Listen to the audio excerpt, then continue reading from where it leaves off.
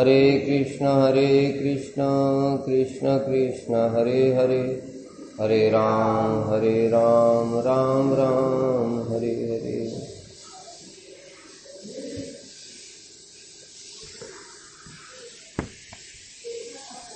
हम लोग कल श्रवण कर रहे थे भगवान कृष्ण के जन्म के विषय में रहस्य।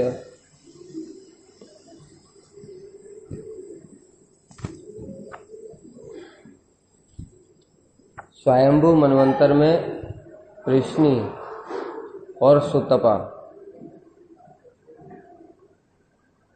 उन्होंने 12,000 दैव वर्ष तक कठोर तपस्या करी और वृक्ष के गिरे हुए सूखे पत्ते खाकर, पेड़ से जो पत्ते गिर जाते हैं सूख जाते हैं, वो सूखे पत्ते खाते थे और हवा पीकर, जल भी छोड़ दिया, खाली हवा पीकर भगवान की आराधना की। इतनी कठोर तपस्या की और भगवान के सामने जब भगवान उनकी तपस्या से प्रसन्न हो गए तो पुत्र के रूप में भगवान के समान ही पुत्र मांगा, आपके समान हमको पुत्र प्राप्त है।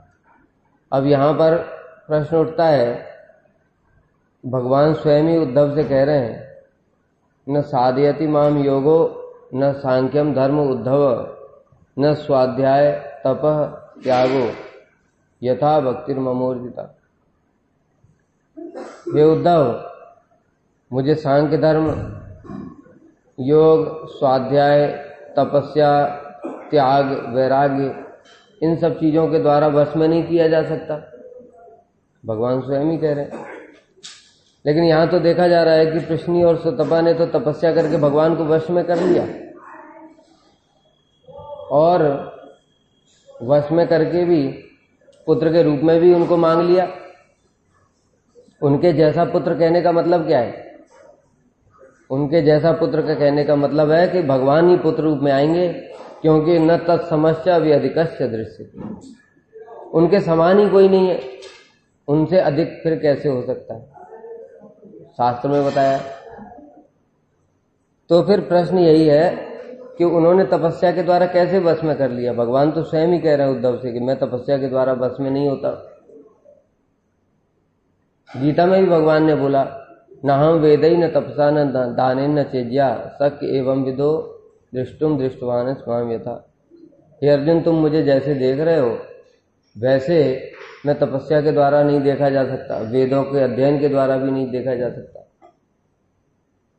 इसका क्या सामंजस्य? देखो, यहाँ तपस्या कहने का मतलब है जो अन्य अन्य प्रकार की जो तपस्या होती हैं।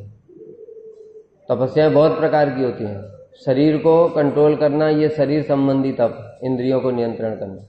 मन को वश में करना, मन संबंधी तप है। जो ज्ञानी और योगी लोग हैं ये भी तपस्या करते हैं। तो यहाँ पर उस प्रकार की तपस्या की बात की गई है। भगवान के लिए जो किया जाता है वो तपस्या की बात नहीं है। जो ज्ञानी और योगी लोग हैं वो भी व्रत इत्यादि करते हैं, चांद्रायण व्रत इत्यादि कठोर तप व्रत सब करते हैं, वो चित्त शुद्धि के लिए।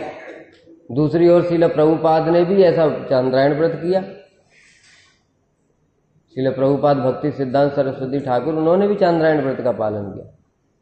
उनके व्रत के फलस्वरूप, उनके जो कठोर तप था उसके फलस्वरूप क्या हुआ? स्वयं श्री चैतन्य महाप्रभु अपने परिकरों के साथ प्रकट हुए और उनको आदेश भी प्रदान किया। लेकिन ज्ञानी और योगियों के सामने प्रकट होंगे क्या? तो यहाँ पर ये शुष्क तप और इसकी बात नहीं की जा रही है। ये जो तप है ये भगवान के लिए ही है, इसलिए ये भक्ति का ही अंग हो गया। नहीं तो उपदेशामृत में श्रील रूप गोस्वामी पाद ने पहला जो श्लोक बोला है, क्या बोला है? वाचो वेगम मनसा क्रोध वेगम जीवा वेगम उदरपस्त वेगम एतान वेगान यो विषय दिरसन। ये क्या है? ये तो तप ही तो है। ये कोई भक्ति थोड़ी है। वाणी के वेग को सहन करना ये भक्ति है कोई? 64 भक्ति के अंगों में नहीं है। मनसा, मन को वश में करना, ये तो ज्ञानी योगी करते हैं। जीवा बेगम, ये क्या है? ये सब तप है। वाणी संबंधी तप, गीता में तप के प्रकार बताए गए अनेक। वाणी संबंधी तप, शरीर संबंधी तप, मन संबंधी तप, ये सब तप नहीं आता है। तो फिर श्री रूप गोस्वामी पाद जी ने उपदेशामृत में पहले क्यों लिखा? और दूसरी बात, उपदेशामृत क्या है? उपदेशामृत क्या है पता है? एक समय श्री चैतन्य महाप्रभु समुद्र में स्नान करने के लिए गए और वहां से लौट रहे थे और भावाविष्ट हो गए। फिर जब उनका भाव भंग हुआ, उस समय उन्होंने सारे भक्तों को उपदेश प्रदान किए। वो उपदेश ही उपदेशामृत श्रील रूप गोस्वामी पाद जी ने उनको संकलन किया। तो वो उपदेशामृत है, यानी स्वयं श्री चैतन्य महाप्रभु की शिक्षाएं। चैतन्य महाप्रभु क्या कभी तप करने के लिए बोलेंगे? तो भक्ति के लिए ही जगत में भक्ति का प्रचार करने के लिए आए। इसका मतलब क्या हुआ? जब भगवान की प्राप्ति के लिए, भगवान के उद्देश्य से जो चीज किया जाता है वो फिर तप नहीं होता, वो भक्ति ही हो जाती है। जैसे उदाहरण देते हैं कि दान और सेवा दोनों तो एक ही वस्तु है देखने में। एक व्यक्ति आया, उसने 100 रुपया जाकर के भिखारी को दे दिया, ये क्या हो गया? दान हो गया। दूसरा व्यक्ति आया, उसने 100 रुपया जाकर के ठाकुर जी के सेवा में लगा दिया, ये सेवा हो गई। दोनों देखने में तो एक ही चीज है, क्रियाएं एक ही जैसी हैं। 100 रुपया तो है, मूल्य भी बराबर है, लेकिन फल में जमीन आसमान का। वो जो दान है वो कर्म है, और जो ठाकुर जी की सेवा में लगा दिया वो साक्षात भक्ति है। वो कर्म का फल स्वर्ग है और ये भक्ति का फल तो नित्य है। भक्ति का फल नित्य। उसी प्रकार से इसको भी समझो कि जो भी क्रिया भगवान के उद्देश्य से क्या है? ऋषि के सेवनम भक्ति रुच्यते। इंद्रियों के द्वारा इंद्रियाधिपति भगवान के लिए जो कुछ भी किया जाता है वो सब क्या है? भक्ति है। एक और ऐसा श्लोक है, कौन सा है वो? ठीक है, तो इस प्रकार से उन्होंने कठोर तपस्या की और भगवान जब प्रकट हुए तो उनसे वर मांगा कि आपके समान पुत्र प्राप्त हो जाए। तो भगवान ने उनको तथास्तु बोला 3 बार। इसलिए त्रेता युग में भगवान उनके पुत्र के रूप में प्रश्नी गर्भ के नाम से विख्यात हुए। पहले भगवान ने अवतार लिया प्रश्नी गर्भ के नाम से। ये प्रश्नी गर्भ कौन है पता है? ये प्रश्नी गर्भ जो है वो इन्होंने ध्रुव को दर्शन और वर दिया था। जो ध्रुव महाराज के सामने जो प्रकट हुए थे भगवान, वो प्रश्नी गर्भ ही है।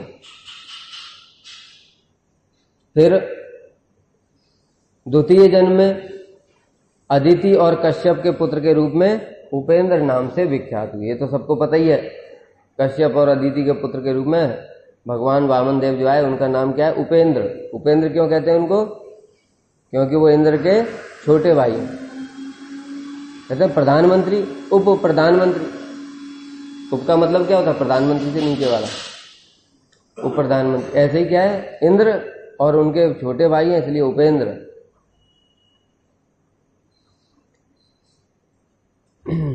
इसी प्रकार से जो प्रश्नी सुतपा अदिति कश्यप पहले जन्म में क्या प्रश्नी और सुतपा के पुत्र बने, फिर द्वितीय जन्म में अदिति और कश्यप के, और तृतीय जन्म में वसुदेव और देवकी पुत्र के रूप में स्वयं भगवान कृष्ण के रूप में अवतीर्ण हुए। जो प्रश्नी गर्भ है अभी जो बताया था, जिन्होंने ध्रुव महाराज को दर्शन दिया, वो युगावतार है। और जो भगवान वामन देव का अवतार कब हुआ? वैवस्वत मनवंतर के 7वें चतुर्युग के सतयुग में। सतयुग में जन्म हुआ ना भगवान वामन देव का अवतार, सतयुग में हुआ। कौन से सतयुग में हुआ? 7वें चतुर्युग। अभी कौन सा चल रहा है? 28वां चतुर्युग चल रहा है। ये 7वें चतुर्युग में हुआ था, सतयुग में। तब और ये जो देवकी और वसुदेव है, अब कृष्ण तो कृष्ण कौन है? कृष्ण पूर्ण है। बाकी जो दोनों हैं कृष्णी गर्भ हो चाहे भगवान वामन देव हो, वो उनके अंश हैं। इसी से समझना चाहिए कि देवकी और वसुदेव जो हैं वो अंश ही हैं, और प्रश्नी सुतपा कौन है? उनके अंश हैं। अदिति कश्यप कौन है? उनके अंश है। इस प्रकार से भगवान ने अवतार ग्रहण किए, तीन बार उनके ही संतान के रूप में जन्म लिया। अब थोड़ा इनके भगवान के वंश के बारे में बताते। थोड़ा चंद्रवंश में कल बताया था, भगवान चंद्रवंश में अवतीर्ण हुए। पूर्व काल में देवमीड़ नामक राजा थे जो वृष्णि वंश में मथुरा मंडल में राज्य करते। उनकी 2 पत्नियां थी। एक पत्नी थी क्षत्रिय कुल की और दूसरी पत्नी थी वैश्य कुल की। उस समय जो असवर्ण विवाह प्रचलित था समाज में। असवर्ण विवाह का मतलब क्या होता है? शास्त्र के अनुसार जो वर है वो उसका जो वो है वर्ण, वो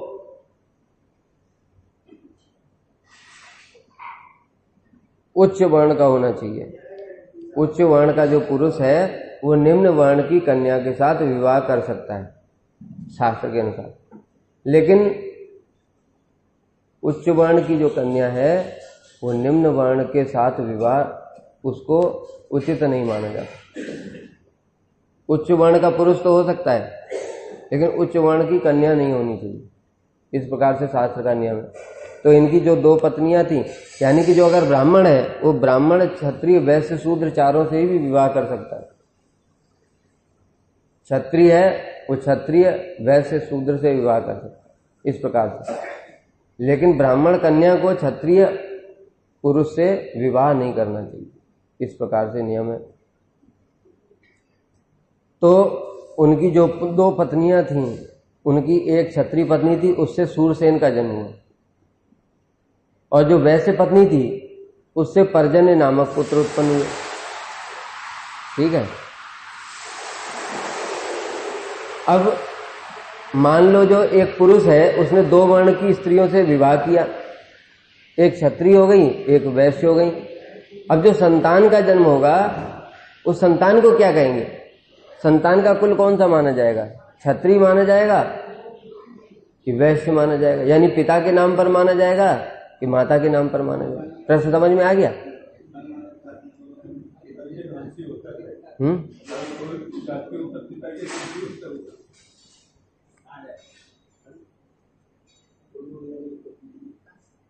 हम लोग ऐसा ही जानते हैं पिता के नाम पर होता है, लेकिन शास्त्र में क्या बताया? जब इस प्रकार की स्थिति होती है, पिता के नाम पर तो वंश चलता है, लेकिन अगर किसी पिता की 2 इस प्रकार की पत्नियां हैं जिनके वर्ण अलग अलग हैं, तो उसमें शास्त्र में बताया गया है मातृवत वर्ण संकरः, यानी जो माता का जो वर्ण है वही संतान का वर्ण माना जाएगा। नई चीज पता चली ना? मातृवत वर्ण संकरः अर्थात संतान माता के वर्ण की ही मानी जाएगी।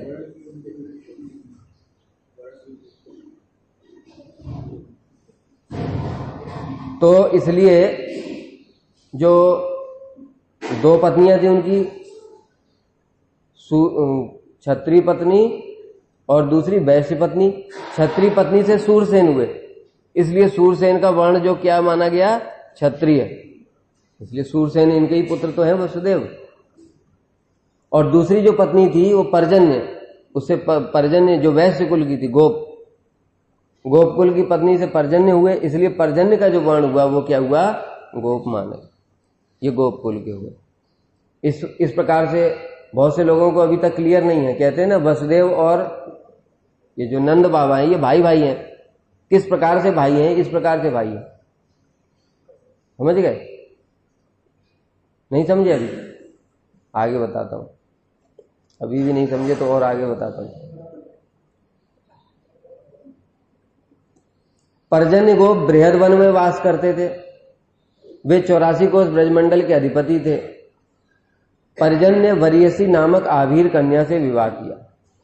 पर्जन्य गोप की पत्नी का नाम क्या था? वरीयसी।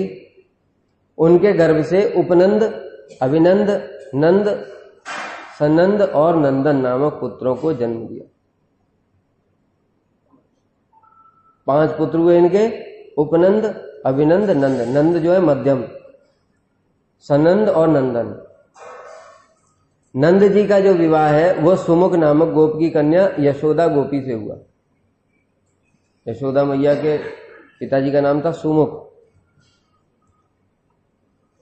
वृद्धावस्था में गोपराज पर्जन्य ने ब्रजमंडल के गोपों एवं मथुरापति उग्रसेन को बुला करके अपने ज्येष्ठ पुत्र उपनंद का राज तिलक कर दिया।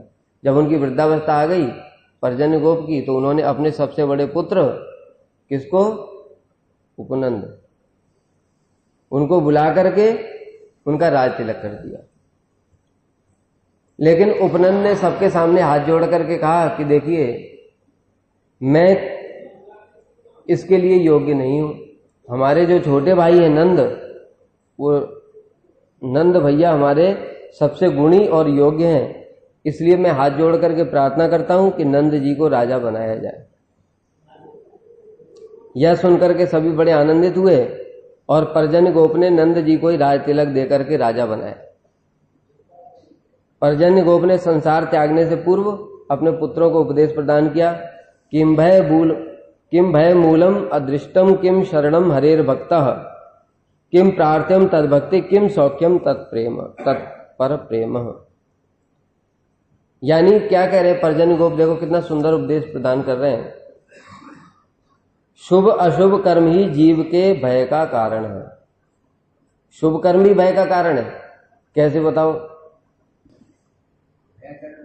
अरे भक्ति तो अभय है, वो बात ठीक है, पर शुभ कर्म में भय कैसे है? देखो सिंपल सी बात है,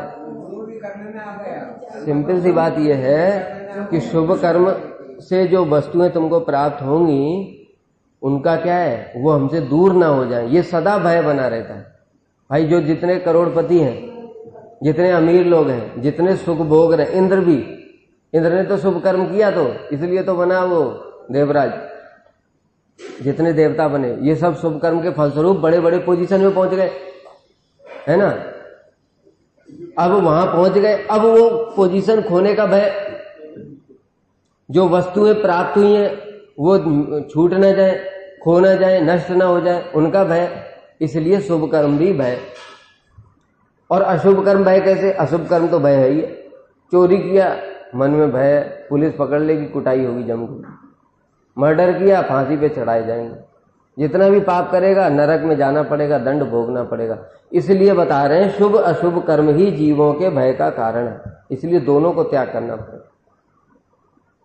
इसलिए बहुत से लोग कहते हैं ना कि दान पुण्य ये सब करना चाहिए, कहते करना तो चाहिए, ठीक बात है, इससे चित्त शुद्ध होता है कुछ मात्रा में, किंतु भय का कारण तो वो भी है, क्योंकि उसके फलस्वरूप जो तुमको वस्तुएं प्राप्त होगी, हाँ निष्काम होकर के अगर किया जाए तो भय नहीं होगा, उनमें आसक्ति रहित होकर के किया जाए तब उसका कोई भी शुभ अशुभ दोनों फल नहीं होता है।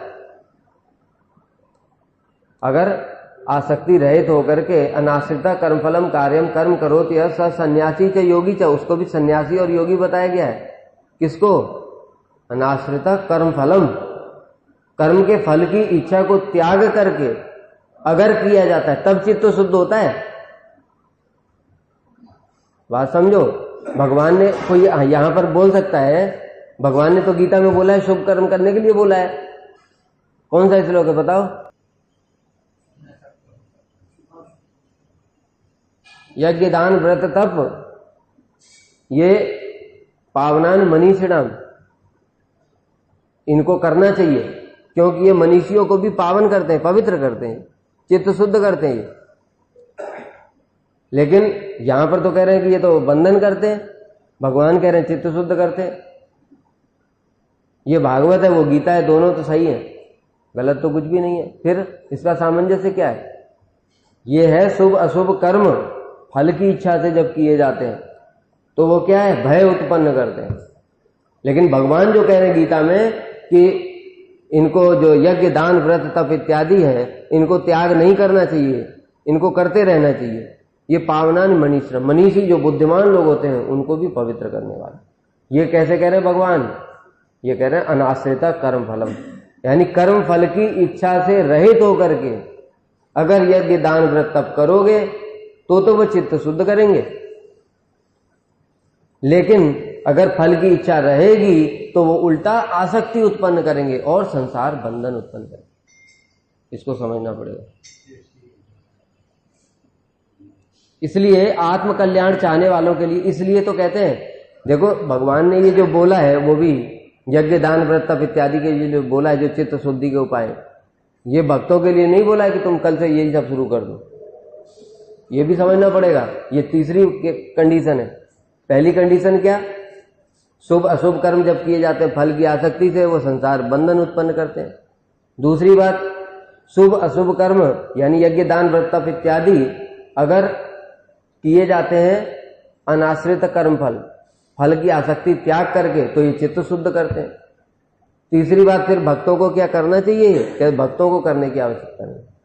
ये किसके लिए फिर बोला? ये किसके लिए बोला है? न बुद्धि भेदम जनेत अज्ञानाम कर्म संगिनाम जो सयेत सर्वकर्माणि विद्वान युक्तः समाचर। जिनकी अभी कर्म में आसक्ति है, जो अभी कर्म का त्याग नहीं कर सकते, उनके लिए बोलते हैं भगवान कि कर्म फल को त्याग कर दो। तुम कर्म करते रहो कोई बात नहीं, लेकिन फल की इच्छा मत करो। और उससे क्या होगा? धीरे धीरे फल की इच्छा त्याग दोगे, कर्म करते रहोगे, यज्ञ दान व्रत, तब उससे तुम्हारा चित्त शुद्ध होगा। लेकिन जो भक्ति में जिसको अधिकार प्राप्त हो गया, उसके लिए कर्म करने की कोई आवश्यकता नहीं होती। उसके लिए भक्ति से ही सब कुछ हो जाएगा। चित्त शुद्ध तो बहुत छोटी चीज है। भक्ति से क्या हो जाता है?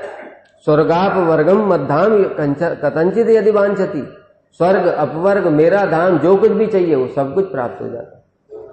इसलिए ये जो उपदेश कर्म इत्यादि करने के जो उपदेश प्रदान किए गए शास्त्र में अलग अलग जगह, वो भक्तों के लिए नहीं है, वो उनके लिए है जिनकी अभी कर्म में आ सकती है। और उनको भी कैसे दिए गए? उनको भी इस प्रकार से दिए गए कि फल की इच्छा नहीं करना। कर्मण्येवाधिकारस्ते मा फलेषु कदाचन। कर्म करना लेकिन फल की इच्छा नहीं करना। फल की इच्छा करते ही आसक्ति हो जाएगी और फिर वो संसार बंधन का कारण बनेगा। इसलिए आत्मकल्याण चाहने वालों के लिए हरि भक्तों के शरणागत होना ही एकमात्र कर्तव्य है। जो अपना आत्मकल्याण चाहते हैं उनके लिए क्या कर्तव्य है? एकमात्र हरि भक्तों के शरणागत होना। उसी से उनका कल्याण हो जाएगा, उसी से उनकी चित्त शुद्धि हो जाएगी, भक्ति हो जाएगी। हरि भक्ति एकमात्र प्रार्थनीय वस्तु है। हरि चरणों में प्रेमी परमानंद की पराकाष्ठा है। ये उपदेश प्रदान किया किसने? श्री पर्जन्य महाराज ने अपने सारे पुत्रों को। और उसके बाद वो चले गए भगवान का भजन करने के लिए। तो इनका संबंध समझ में आया कि नहीं? सूरसेन के पुत्र हुए फिर वसुदेव, और इधर सूरसेन और पर्जन्य दोनों भाई है ना, देवमीड़ राजा के पुत्र हैं दोनों, है ना। और उनके फिर संतानें हुई, जो सूरसेन के वसुदेव हुए और पर्जन्य गोप के नंद हुए। तो इसलिए ये दोनों परस्पर क्या हुए? जब चाचा ताऊ के भाई होते हैं, है ना, चचेरे भाई, वो वाले आपस में इनका संबंध है भाई का। इस प्रकार से भाई हुए। अब कंस के जन्म की बात करते हैं। कंस का जन्म कैसे हुआ? दुर्मिल दैत्य। दुर्मिल दैत्य ने एक बार ऊपर से जा रहा था और उस समय पद्मा जो थी, किसकी पत्नी थी? उग्रसेन की पत्नी। पद्मा जो थी वो बाग में टहल रही थी, तो वो कामासक्त हो गया उनको देख करके, और उसने उग्रसेन का वेश बना लिया। और वेश बनाने के बाद संग किया। संग करने के फलस्वरूप कंस का जन्म हुआ। तो ये जो कंस है, ये पूर्व में कौन था? कालनेमी राक्षस था। पूर्व में कालनेमी राक्षस था, हिरण्याक्ष का पुत्र। देवासुर संग्राम के समय में विष्णु ने इसको वध कर दिया था। वही कालनेमी राक्षसी कंस बन करके आया। और इसने इतने अत्याचार किए, क्योंकि दुर्मिल दैत्य का पुत्र है, असुर है, पूर्व से ही असुर है, इसलिए इसने इतने सारे अत्याचार किए। बहुत ही बलवान था, बहुत बलवान था। इसने सारे, जब दिग्विजय के लिए निकला था उस समय ये सारे असुरों के साथ युद्ध किया था। खगासुर, बकासुर, ये नहीं है, ये नहीं है वो तो शिशुपाल और दंतवक्र है, ये कालनेमी राक्षस है। तो इसने क्या किया, दिग्विजय करने के लिए लिया, सारे राजाओं को जीतते हुए चला गया। उस समय इसने विश्व विजय के समय में ही अगासुर, बकासुर, केसी और तृणावर्त इन सबसे युद्ध कर करके इन सबको हरा दिया था। और इन सबको हरा करके कुछ तो इसके दास बन गए, कुछ मित्र बन गए। इस प्रकार से पहुंचते पहुंचते दिग्विजय करते हुए वहां महेंद्र पर्वत पे पहुंच गया और महेंद्र पर्वत को इसने जाकर के हिला दिया। वहां पर परशुराम थे, तपस्या कर रहे थे, उनकी तपस्या भंग हुई, आए वो। और जैसे ही इसने फरसा देखा तो भयभीत हो गया डर के मारे कि अब तो मेरा वध निश्चित ही है। कितना भी बलवान था लेकिन परशुराम तो भगवान के आविर्भावतार हैं, इसलिए इसने सोचा कि आज तो मेरी मृत्यु निश्चित है। तो उनके चरणों में गिर पड़ा। उन्होंने पूछा, बता तेरा परिचय क्या है, तू क्षत्रिय है ना, अभी तेरा वध करता हूं। तो भयभीत हो गया, कहते नहीं नहीं मैं क्षत्रिय नहीं हूं, मैं तो असुर हूं, मुझे क्षमा कर दीजिए। तब उसने बताया कि मैं जो है उनका दुर्मिल दैत्य का पुत्र हूं। तो तब उस समय भगवान परशुराम ने इसको वो दिया, क्या, शिवजी का धनुष। शिवजी का धनुष जो था, दो थे परशुराम के पास में, एक तो दिया कंस को और इसको देते हुए बोला कि देखो इसको सावधानी से रखना, जो कोई भी इस धनुष को तोड़ेगा वही तुम्हारा वध करेगा, इसलिए इसको सावधानी से रखना। और दूसरा जो धनुष दिया था वो दिया था जनक महाराज को, उनके पूर्वजों को दिया था। तो वो परंपरा में वही जो भगवान राम का, जब सीता देवी का जब स्वयंवर हुआ उस समय वही भगवान राम ने वही धनुष को तोड़ा था। और दूसरा वाला ये था, इसको भी किसने तोड़ा, कृष्ण ही तोड़ा। शिव जी का धनुष है, कौन तोड़ सकता है। एक राम ने तोड़ा, एक कृष्ण ने तोड़ा। तो इस प्रकार से जो कंस ने सारे लोगों में हाहाकार मचा दिया, इसी कारण से पृथ्वी देवी बड़ी त्रस्त हो गई और सारे के सारे देवता भी बड़े परेशान हो गए इसके अत्याचारों से। वो सब मिलकर के ब्रह्मा जी के पास गए। ब्रह्मा जी ने, और जो पृथ्वी देवी क्या हुई, गौ का रूप धारण कर। यहां पर एक बढ़िया बात बताई है कि जो गौ है पृथ्वी देवी, पृथ्वी देवी गाय के रूप में ब्रह्मा जी के पास गई थी। 3 बार में यहां पर भागवत में वर्णन आया है कि तीनों बार जो पृथ्वी देवी वो गाय के रूप में ही थी। जब महाराज परीक्षित के द्वारा कली को दंड देते समय, उस समय क्या था, एक गाय थी, उसके 3 पैर नहीं थे। उस समय भी गौ का रूप धारण करके पृथ्वी देवी थी। दूसरा, पृथु राजा के काल में कृष्णावतार से पूर्व उस समय भी पृथ्वी गौ के रूप में ही थी। तो इससे क्या पता चलता है, इससे पता चलता है कि पृथ्वी के अधिष्ठात्री देवता जो हैं वो गौ रूप में ही है। यहाँ पर श्रील विश्वनाथ चक्रवर्ती ठाकुर बता रहे, जो पृथ्वी के अधिष्ठात्री देवता हैं देवी, वो गौ रूप में ही विराजमान रहती है, इसलिए वो गौ रूप में ही वहां पर गई। और गए कहां पर, ब्रह्मा जी के पास गए पहले। अब यहां पर प्रश्न उठता है, जब ब्रह्मा जी के पास गए देवता लोग, तो ब्रह्मलोक कहां पर है, ब्रह्मलोक कहां है, ब्रह्मा जी का जो सत्यलोक है वो कहां पर है। वो इतना ऊपर है कि वहां से जाने तक तो कंस वंश सब गायब हो जाएंगे, कितने यहां पर काल बीत जाएंगे पता नहीं। इसका प्रमाण भी है, कौन, जब राजा रेवत, अभी बलदेव पूर्णिमा को कथा सुनी ना, जब राजा रेवत वहां पर गए थे ब्रह्मा जी के पास में अपनी पुत्री रेवती के लिए, तब उस समय क्या हुआ था, लौट करके आए। ब्रह्मा जी उस समय थोड़ा व्यस्त थे और उतनी देर में ही जब ब्रह्मा जी ने फिर अपना उनको देखा, उन्होंने अपनी जिज्ञासा बताई कि मैं अपनी पुत्री के विवाह के लिए योग्य वर ढूंढ रहा हूं। उतनी देर में ही ब्रह्मा जी ने कहा कि देखो अभी जब तुम जाओगे उतनी देर में तो कितने 27 चतुर्युग बीत चुके। वो गए सतयुग में गए थे, सतयुग में गए थे, और यहां पर अभी 28वां चतुर्युग चल रहा है पृथ्वी पर, खाली जाने और आने में। अभी लौट कर भी नहीं आए। तुम जब तक लौट करके जाओगे तब तक 28वां चतुर्युग चल रहा होगा, उसका भी द्वापर चल रहा है। और वो गए थे सतयुग में 27 चतुर्युग पहले, समझ लो। तो अभी ऐसे ही अगर पृथ्वी देवी जाएंगी और देवता लोग जाएंगे वहां सत्यलोक में, तो यहां लौटते लौटते तो पता चला क्या हो जाएगा, कंस फंस सब मर जाएंगे, उनके कितनी पीढ़ियां मर जाएंगी, कितने युग बीत जाएंगे, है ना। मुचुकंद गए थे युद्ध करने के लिए स्वर्ग में, देवताओं के साथ, देवताओं के पक्ष से उन्होंने युद्ध किया, देवासुर संग्राम। जब युद्ध खत्म हुआ तो इंद्र ने कहा वर मांगो।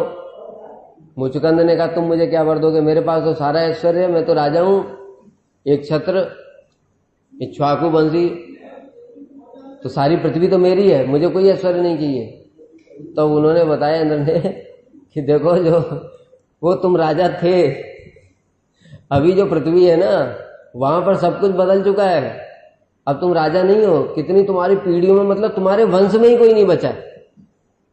जो संतान ऐसे होते होते जो वंश चला रहा था, वो संतान पूरा वंश ही खत्म हो गया तुम्हारा, और पृथ्वी के राजा तुम नहीं, अब तो कोई और है। तभी तो उसने मांगा था, फिर कहते कुछ बचा ही नहीं है तो फिर मैं क्या करूंगा वहां जाकर के, इसलिए तुम मुझे सोने का वरदान दे दो, मैं युद्ध कर करके बहुत थक गया हूं। इसलिए मुचुकंद ने सोने का वरदान मांग लिया, सोते रहे। और इनकी तो बात छोड़ो, स्वयं ब्रह्मा जी ने जब क्या किया, बछड़ों को चुराया, बालकों को चुराया, चुरा करके छुपा दिया गुफा में, और गुफा में छुपाने के बाद अपने लोक में गए, बस एक क्षण के लिए ही गए थे, एक क्षण के बाद ही लौट आए वापस। सोचने लगे देखूं यहां क्या हो रहा है, उतनी देर में ही 1 वर्ष बीत गया, एक क्षण में, 1 सेकंड में। ब्रह्मा जी की तो स्पीड इन सबसे तेज है। तो फिर अगर पृथ्वी और ये देवता लोग वहां पर जाएंगे तो क्या होगा, यहां तो कंस के वंश ही खत्म हो जाएगा। इसलिए फिर ये लोग कहां गए बताओ, ब्रह्मांड के अंतर्गत ही है। ब्रह्मांड के अंतर्गत तो सत्यलोक भी है, पृथ्वी के अंतर्गत ही, पृथ्वी के अंतर्गत ही सुमेरु पर्वत के ऊपरी भाग में, वहां पर भी ब्रह्मा जी रहते हैं। सुमेरु पर्वत के ऊपरी भाग में ब्रह्मा जी रहते हैं, वहीं पर जाते हैं ये सब देवता लोग। बार बार वहां सत्यलोक में नहीं जाते, सत्यलोक में जाकर के लौटने में तो उनका टाइम निकल जाएगा सारा। क्योंकि यहां पर बता रहे हैं, क्योंकि राजा कुकुदमी अपनी पुत्री देवती के लिए योग्य वर के लिए पूछने के लिए सत्यलोक में गए थे। ब्रह्मा जी नृत्य वाद्य गीत इत्यादि के महोत्सव में व्यस्त थे, एक क्षण बाद ही उनसे मिले और उतने क्षण में ही 27 चतुर्युग बीत गए। इसलिए ये सारे देवता लोग कहां पर, याद रखना, सुमेरु पर्वत के ऊपर भाग में ब्रह्मा जी वहां पर भी निवास करते हैं। फिर ब्रह्मा जी इंद्र शिव इत्यादि सारे देवताओं को लेकर के फिर क्षीर सागर के तट पर उपस्थित हुए। ये क्षीर सागर भी इसी के अंतर्गत ही है। क्षीर सागर के बीच में श्वेत द्वीप में भगवान क्षीरोदक्षाई विष्णु, लक्ष्मी और अपने पार्षदों सहित वास करते। ब्रह्मा जी ने पुरुष सूक्त मंत्र के द्वारा उनकी स्तुति की। उससे स्तुति करते करते ब्रह्मा जी समाधि में लीन हो गए। जब समाधि में लीन हो गए तो भगवान की उनको आवाज सुनाई दी, सिर्फ आदेश प्राप्त हुआ। और ये आदेश भी केवल ब्रह्मा जी सुन पाए, बाकी देवताओं को तो वो भी सुनाई नहीं दिया। देखो क्षीरोदक्षाई विष्णु जो कि क्या है, उनके भी मूल गर्भोदशाई, उनके कारणोदक्षाई, उनके मूल महासंकर्षण, उनके मूल संकर्षण, फिर बलदेव प्रभु, फिर कृष्ण, इतना ऊपर है वो कृष्ण। जब क्षीरोदक्षाई विष्णु के भी ब्रह्मा जी को दर्शन प्राप्त नहीं होते, खाली आवाज सुनाई पड़ती। गर्भोदक्षाई के भी दर्शन नहीं होते ब्रह्मा जी को इतनी आसानी से। गर्भोदक्षाई विष्णु की जब नाभि से, कमल से प्रकट हुए ब्रह्मा जी, 100 वर्ष तक तप किया, तब भी उनको कुछ भगवान के दर्शन नहीं हुए। क्या हुआ, तब ये सुनाई दिया, तब करो, तब किया उन्होंने, तब जाकर के उनको भगवान का आदेश प्राप्त हुआ, वाणी सुनाई दी, तब भी दर्शन नहीं हुए। तो इस प्रकार से भगवान के दर्शन कितने दुर्लभ हैं और हम लोग कितनी आसानी से प्राप्त करना चाहते हैं। कितनी चेष्टा करनी पड़ेगी, ब्रह्मा जी कितना कष्ट सहते हैं, कितनी तपस्याएं करते हैं, तब खाली आवाज सुनाई पड़ती है उनको। आवाज, आदेश प्रदान कर दिया भगवान ने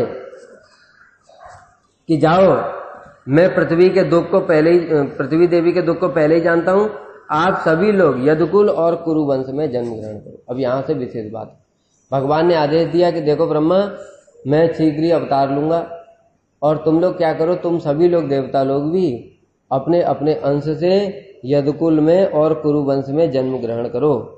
पद्म पुराण में वर्णन है, एते ही यादवा सर्वे मदगणा ए भाविनी सर्वथा मत प्रिया देवी मतुल्य गुणशालिना।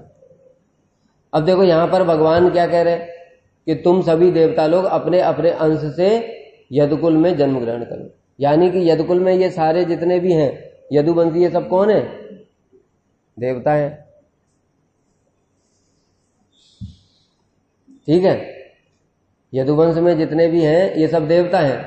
दूसरी ओर पद्म पुराण में भगवान कह रहे हैं, एते ही यादवा सर्वै मदगुणा एव भाविनी, यानी ये जितने भी यादव लोग हैं ये सब मेरे नित्य पार्षद हैं, अतएव मेरे अतिशय सर्वथा मत प्रिया देवी, ये सर्वथा मेरे प्रिय हैं, और मतुल्य गुणशालिना, ये सारे यादव कोई साधारण नहीं, मेरे समान ही है। तब इन दोनों बातों का सामंजस्य कैसे होगा? एक तरफ भगवान कह रहे हैं, यहां पर भागवत में ही कह रहे हैं कि जाओ तुम लोग, देवता लोगों से आदेश दिया कि तुम लोग जन्म ग्रहण करो। ऐसे ही राम अवतार में भी हुआ। राम अवतार में देखो, जो हनुमान जी हैं वो किसके अंश हैं? रुद्र के अंश हैं, है ना। और जितने भी ये हैं नल, नील, अंगद, जामवंत ब्रह्मा जी के पुत्र हैं, ये सब के देवताओं के अंश हैं। और यहां भी देखोगे वैसे ही है। अर्जुन क्या है? इंद्र के अंश है। कर्ण सूर्य के अंश है। धर्मराज के अंश है। धर्मराज ये कौन है? युधिष्ठिर। और कौन बचे? तो ये जितने भी हैं ये सब तो देवताओं के अंश ही है। और दूसरी बात एक और भी है, जब भगवान कृष्ण इस जगत से अप्रकट हो गए उस समय फिर पांडवों ने राज्य त्याग कर दिया, परीक्षित महाराज को राज्याभिषेक कर दिया और सब लोग हिमालय में चले गए स्वर्गारोहिणी यात्रा के लिए। उस समय हिमालय में जाते जाते मार्ग में पहले द्रौपदी ने शरीर छोड़ा, फिर सहदेव ने, फिर नकुल ने, वहां वर्णन आता है फिर अर्जुन ने भी शरीर छोड़ा, फिर भीम ने भी शरीर छोड़ा, और जो युधिष्ठिर महाराज थे वो सशरीर स्वर्ग चले गए। वर्णन आता है ये तो स्वर्ग चले गए, यानी स्वर्ग के ही देवता हैं ये लोग, स्वर्ग के ही देवता। फिर दोनों बातों का सामंजस्य कैसे होगा? भगवान कह रहे हैं ये सब यादव मेरे समान ही है, मेरे नित्य पार्षद हैं और गुणों में मेरे समान है, मेरे अत्यंत प्रिय हैं। दूसरी ओर कई सारे प्रमाण मिलते हैं ये लोग स्वर्ग के देवता ही हैं और इन्होंने शरीर त्याग भी किया। नित्य पार्षद कोई शरीर त्याग करते हैं क्या? उनका तो शरीर चिन्मय होता है। फिर इसका क्या सामंजस्य है? इसका एक सामंजस्य बताया श्रील जीव गोस्वामी ने, दूसरा बताया श्रील विश्वनाथ चक्रवर्ती ठाकुर ने। श्रील जीव गोस्वामी बात बता रहे हैं, ऐसामेव स्वर्ग गमनम अधिकारांते च तत्प्राप्तिर ज्ञेया, अर्थात यादव लोग क्या है? असंख्य हैं। उस दिन हमने बताया था यादव लोग कितने हैं, उनके भगवान कृष्ण के जो संतानें थीं, पुत्र पौत्र इत्यादि, उनको पढ़ाने के लिए कितने टीचर लगे थे? हैं? कितने टीचर लगे थे बताओ?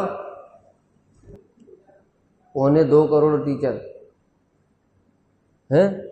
1,85,00,000 कि 2,85,00,000? करोड़ों में टीचर थे। 2.25 करोड़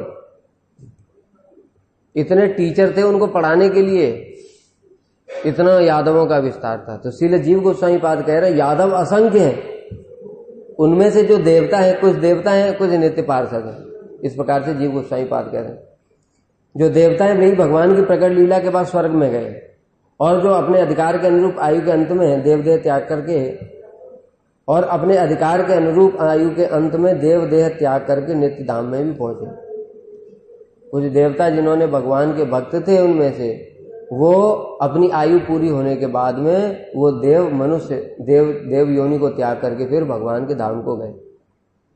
दूसरा श्रील विश्वनाथ चक्रवर्ती ठाकुर कह रहे हैं श्री कृष्ण के नित्य पार्षद उद्धव, सात्यकी इत्यादि जितने भी यादव हैं, उनके सखा, ये सब ब्रजवासी जन हैं, ये सब कौन है? भगवान के नित्य पार्षद है। इनके अंदर में देवताओं ने एक एक अंश से प्रवेश किया। जब प्रकट लीला भगवान ने अपनी समाप्त कर दी तब उस समय क्या हुआ, जो उनका जो देववंश था, देववंश तो क्या होता है, जड़ होता है, देव शरीर क्या है, जड़ है। यहां से ब्रह्मलोक तक सब क्या है, सब जड़ है, ब्रह्मांडी जड़ है। तो इसलिए देवताओं का शरीर जड़ होता है, इसलिए उन्होंने क्या किया, वो अपना जड़ शरीर त्याग करके ही और वो फिर अपने स्वर्ग में वापस चले गए। इसलिए जो शरीर त्याग की बात आती है वो नित्य पार्षदों के लिए कभी भी नहीं आती, क्योंकि नित्य पार्षदों का देह तो चिन्मय होता है। तो जो स्वर्गारोहिणी यात्रा के समय में जो इन लोगों ने अपना शरीर को परित्याग किया, ये कौन था, ये सब देवता थे। जो देवता जो एक अंश से भगवान के नित्य पार्षदों के अंदर में प्रवेश हुए थे।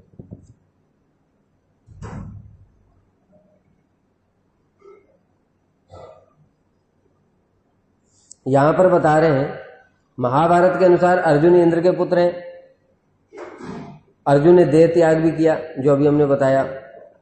लेकिन हरिवंश के अनुसार युधिष्ठिर ने कृष्ण के नित्य धाम में जाकर के अर्जुन को देखा, भगवान के धाम में अर्जुन विराजमान है। तो ये दोनों बातों के अनुसार क्या है, देव देह प्राकृत है, इसीलिए हिमालय में उसका पतन दिखाया गया। जो देवताओं का जो शरीर है उसका पतन दिखाया गया हिमालय में। स्कंद पुराण में बता रहे, वत्सैर वत्सरी विश्च सरामो बालकैर वृतः वृंदावनांतर गतः सदा क्रीडति माधव। अर्थात भगवान माधव गोप बालकों के साथ, गाय बछड़ों के साथ और बलदेव के साथ नित्य वृंदावन में क्रीड़ा करते हैं।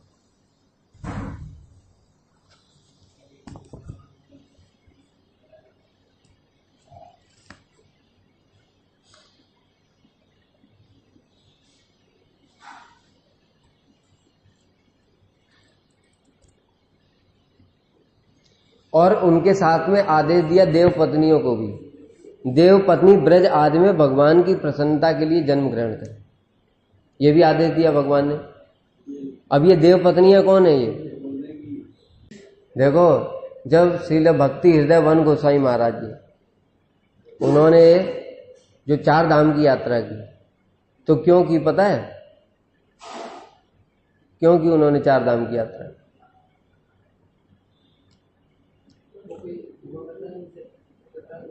उसलिए नहीं की थी, उसके लिए प्रायश्चित दूसरा बताया था। हमने कथा पूरी सुना नहीं पाए। जो उनसे जो अपराध हुआ था, जो शिव जी ने जो उनको स्वप्न आदेश दिया था, उसके लिए शिव जी का मंत्र वो जप करना था, कितने, शायद 50,000 बार, और उसकी विधि थी बहुत कठिन। तो उन्होंने वो प्रायश्चित करना, कहते एक तरफ तो मैं ये प्रायश्चित करूं, उनके मन में आई ये प्रायश्चित करूं, दूसरी ओर उनके मन में ये बात आई थी कि कहीं ऐसा ना हो कि मैंने सब कुछ तो देख लिया, पृथ्वी में जितने धाम पाम है सब देख लिए, अब कहीं ऐसा ना हो कि गोप कुमार की तरह मेरे मन में ये इच्छा रह जाए, वृंदावन धाम जाने से शिव जी का आदेश हुआ वृंदावन चले जाओ तुम्हें वहां सब प्राप्त हो जाएगा। तो उनके मन में ये बात आई कि मैं वृंदावन जाकर के फिर कहीं नहीं जाना चाहता, क्योंकि फिर कहीं जाने का कोई मतलब ही नहीं है। वृंदावन पहुंच गए उसके बाद कहां जाना, इसलिए वृंदावन में वास करने से पूर्व कहीं ऐसा ना हो गोप कुमार की तरह मेरी कोई इच्छाएं रह जाए कि मैं स्वर्ग नहीं देखा, मैंने ब्रह्मलोक नहीं देखा, मैंने शिवलोक नहीं देखा, तो उससे क्या होगा, मेरा वृंदावन वास बेकार हो जाएगा, क्योंकि वृंदावन जाकर भी इच्छा रह गई कहीं ना। इसलिए मैं क्या करता हूं, मैं पहले एक बार ये सारे के सारे लोगों के दर्शन कर लेता हूं। अब वो जो लोग हैं ये सारे पृथ्वी पर ही हैं, जैसे भी बताया सुमेरु पर्वत पर ब्रह्मलोक है, पर तुमको दिखाई देगा क्या? सुमेरु पर्वत पे चले जाओ तुम्हें ब्रह्मा जी दिखेंगे? नहीं दिखाई देंगे। लेकिन यहां पर इतना बड़ा प्रमाण है श्रील भक्ति हृदय वन गोस्वामी महाराज जी का कि उनको वो सारे दर्शन हुए। तो उन्होंने कहा जो देव प्रयाग है वो स्वर्ग है। कौन कह रहा था अभी स्वर्ग? देव प्रयाग ही स्वर्ग है, समझ गए? क्योंकि वहां पर उन्होंने जो संकल्प किया था कि वहां पर मैं जाऊंगा तो ऐसे होगा, मुझे इंद्र के दर्शन होंगे, तो इंद्र वेश बदल करके ब्राह्मण का रूप लेकर के उनके सामने आए थे। वहां देव प्रयाग स्वर्ग है। उसके ऊपर क्या चलते हैं? उसके ऊपर सबसे पहले यमुनोत्री आता है। दर्शन करने का पुराण में विधि है, पहले यमुनोत्री, फिर गंगोत्री, फिर केदारनाथ, फिर बद्रीनाथ। तो ये सीक्वेंस क्यों है? सीक्वेंस इसलिए है क्योंकि लोक भी इसी प्रकार से है। सबसे पहले नीचे क्या? स्वर्ग लोक है। स्वर्ग लोक के बाद क्या आता है? सूर्य लोक आता है। स्वर्ग लोक के ऊपर सूर्य लोक आता है। सूर्य लोक क्या है? यमुनोत्री सूर्य लोक है। ठीक है, क्योंकि सूर्यपुत्री यमुना जी वहां पर रहती हैं, तो सूर्य लोक। तो वहां पर उनको यमुना जी के दर्शन हुए। फिर उसके बाद वो पहुंचे गंगोत्री। गंगा जी कहाँ रहती हैं? ब्रह्मा जी के कमंडल में वास करती हैं। ब्रह्मा जी कहाँ रहते हैं? ब्रह्मलोक, सत्यलोक में। समझ गए? तो वो सत्यलोक है, ब्रह्मा जी का स्थान। फिर उसके बाद उसके ऊपर शिवलोक है, केदारनाथ, वहां शिव जी वास करते हैं।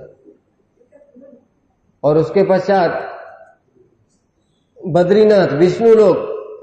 तो गोप कुमार भी तो ऐसे ही गए थे, यहां से गए, पहले स्वर्ग गए, स्वर्ग से फिर सत्यलोक गए, सत्यलोक से शिव जी के लोक गए, फिर उसके बाद वैकुंठ गए, फिर ऐसे करके गए थे ना। इसी प्रकार से श्री भक्ति हृदयवन गोस्वामी महाराज ने अपने खुद जो आत्मकथा लिखी है उसमें स्पष्ट रूप से वर्णन है कि यहाँ पर सब है लोग, पर हमको दिखाई नहीं देंगे। जैसे वृंदावन, तो ये तो वृंदावन चिन्मय है, यहाँ पर कृष्ण की लीलाएं नित्य होती हैं। यहाँ पर आगे एक बात बताई गई है, भगवान की लीलाओं के संबंध में एक बात बताई गई है कि देखो, जो भगवान के अन्य अन्य अवतार हैं, अवतार कहते हैं ना, अप्रपंचात प्रपंचे अवतरति इति अवतार।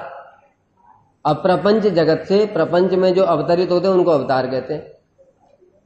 इसलिए राम है, नृसिंह है, वामन है, कूर्म है, वराह है, मत्स्य है, ये सब कहां से अवतरित होते हैं? कहां से अवतरित होते हैं? वैकुंठ में सबके प्रकोष्ठ हैं अपने अपने, वहां से अवतरित होते हैं और फिर वहीं चले जाते हैं।